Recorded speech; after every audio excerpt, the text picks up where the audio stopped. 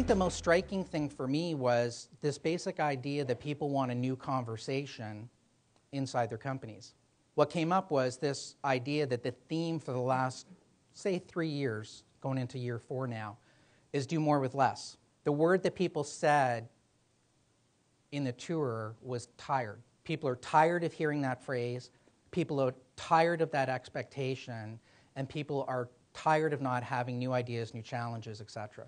So one of the things that we think is part of the whole employee engagement theming and conversation is to try and help you have new ways of sparking new conversations inside your particular companies. Something that I thought was really interesting is this Blessing Wright study from last year. In fact, I'd say it's shocking. So this is a global study. This was 11,000 respondents worldwide. Asked the question, assuming you have a choice, do you plan on staying with the organization through the next 12 months? On a global basis, 61% of people said, yes, I will stay with the company that I am with. Wow. Worse, North America, only 56% of respondents said, given a choice, I would stay with the company that I'm with. There's only one place in the world right now that's got lower scores than that. Anybody guess? Yeah, you're right. It's Europe. As a geographic body, it's Europe.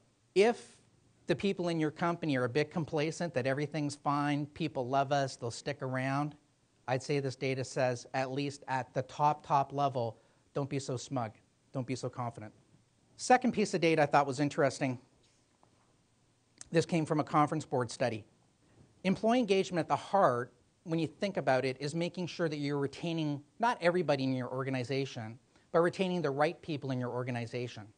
And why is that important? Because statistically, it's proven that engaged employees are far more productive than non-engaged employees. In fact, 20 to 28% more productive than non-engaged employees. So what does that mean? It's back to this, I need a new conversation inside my business. Shareholders and certainly the senior executives in organizations are, I think they're done on figuring out how to cut costs. I think what they need to figure out is how can they move the organization forward? How can they create new revenue streams? How can they create new products and services? How can they drive innovation? Who do you think is going to do it? If you haven't got the hearts and minds of your most engaged employees, who frankly are your most productive, then I would say that your whole notion of growing your business and becoming more competitive and more innovative is on pretty shaky ground.